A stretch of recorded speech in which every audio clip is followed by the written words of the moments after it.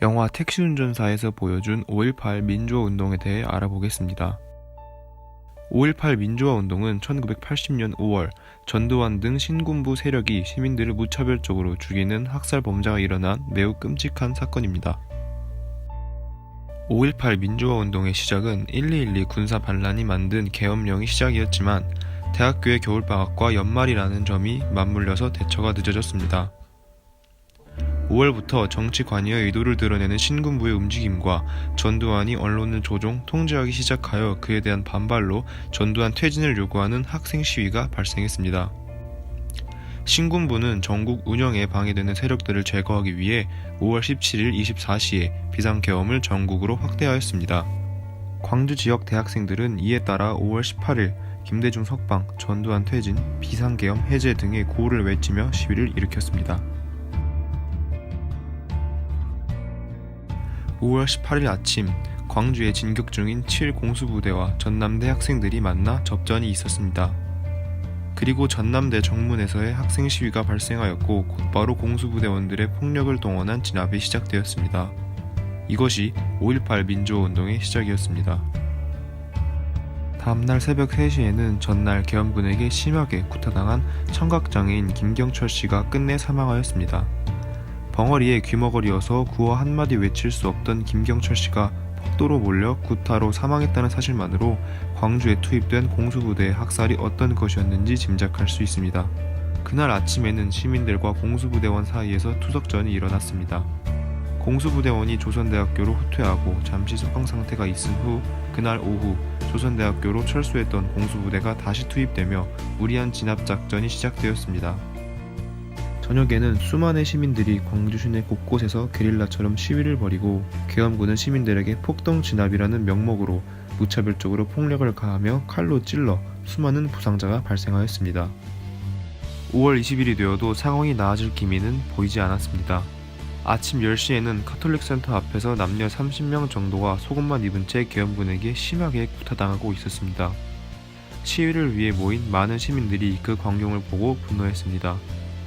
이날 저녁에는 이틀 동안 공수부대의 만행을 목격하고 겪은 택시운전 기사들이 연합해 200여 대의 택시가 전조등을 켜고 경적을 울리며 차량 시위를 벌이게 되었습니다.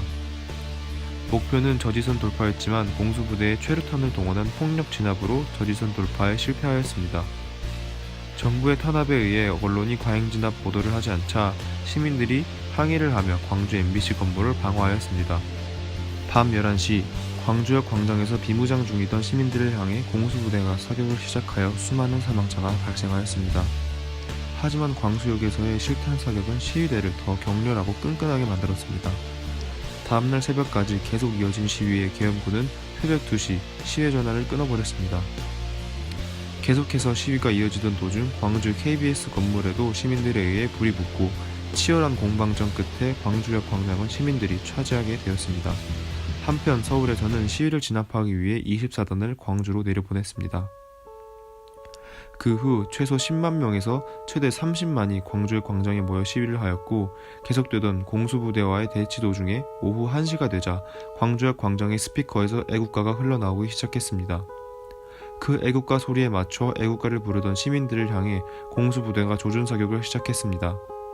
비무장 시민들을 향한 조준사격에 많은 사망자가 발생하였습니다. 이 사격으로 인해 비무장 시민들은 무장의 필요성을 느끼고 아시아 자동차 공장에서 군용 트럭과 장갑차를 수십 대 탈취했습니다. 또 여러 무기고에서 많은 수의 소총과 실탄을 가져다 무기를 시민들에게 나눠주고 시민군을 결성했습니다. 이후 계엄군과 시민군의 대치가 시작되었지만 시민군이 훈련된 계엄군을 이기기에는 턱없이 부족하였습니다. 계엄군은 광주를 포위하여 진압하려고 조선대로 철수하고 서울에서는 자신들의 총기 사용을 정당화하려고 자위권을 발동시켰습니다. 그리고 이날 저녁 7시 KBS를 통해 타 지역에 최초로 실태가 보도됩니다. 22일부터는 계엄군이 철수해 시민수습대책위원회가 조직되었고 시민수습위원회 대표 8명이 7개 항의 수습안을 부지사에게 전달했습니다. 하지만 분소장이 협상에 소극적으로 임하며 첫 번째 협상은 성공적이지 못하게 끝났습니다. 시민들은 정부의 부재 상태에서도 시민자치공동체로서 인간애와 질서를 실천하며 도왔습니다. 부상자가 많아 피가 부족한 상황에서 많은 시민들이 헌혈을 하며 시민군들은 방어와 경계 임무를 수행했습니다. 23일부터 시작한 범시민 걸기대회는 26일까지 총 5번 진행되었습니다. 반면 21일 철수했던 공수부대는 광주 주변을 포위하고 26일까지 모든 교통을 통제했습니다. 26일 24시 광주 시내 전화를 전부 조절시키고 상무충정작전이란 명칭으로 진압작전에 돌입했습니다. 이 작전을 위해 47개 대대 2만 명의 병력이 광주로 들어왔습니다. 이날 새벽 4시에는 계엄군이 도청 주변을 완전히 포위하고 전남도청에 진입해 시민군들을 보이는 대로 체포하거나 사살했습니다. 새벽 5시 10분 계엄군이 시내 전역을 완전히 장악하고 진압작전이 종료되지만 수많은 사망자가 발생하였습니다.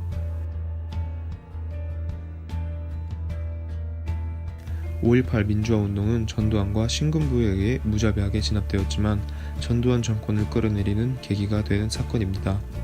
그리고 5.18 민주화운동은 1987년 6월 항쟁까지 이어지는 1980년대의 여러 민주화운동에 큰 영향을 끼친 사건이라고 할 수 있습니다. 또 다른 측면으로는 반미 감정이 생기게 된 계기였다는 점에서 큰 의의가 있습니다. 5.18 사태 전까지만 해도 미국은 6.25 전쟁에서 남한을 도와준 나라라는 개념이 많이 자리 잡고 있었고 민주주의의 나라이자 한국의 가난을 구원해준 나라라는 인식이 지배적이었습니다. 하지만 5.18 사태가 끝나고 미국이 신군부와 관계가 있다는 여러 증거들이 발견되며 반미 감정이 생기게 되었습니다. 5.18 민주화 운동에 대한 왜곡으로는 북한 특수부대가 개입했다는 주장이 있습니다. 만약 북한 특수부대가 개입했다면 군에서 북한군을 받다는 보고가 있어야 하지만 장교 약 70명 중 1명도 북한군을 받다는 보고나 기록이 없습니다.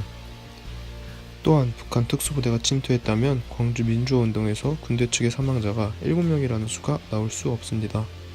게다가 당시 전국 비상계엄령으로 해안과 항만이 철저히 봉쇄되어 북한군이 들어올 경로가 없었기 때문에 이 주장은 전두환을 도둔하려는 극우파의 근거 없는 주장입니다.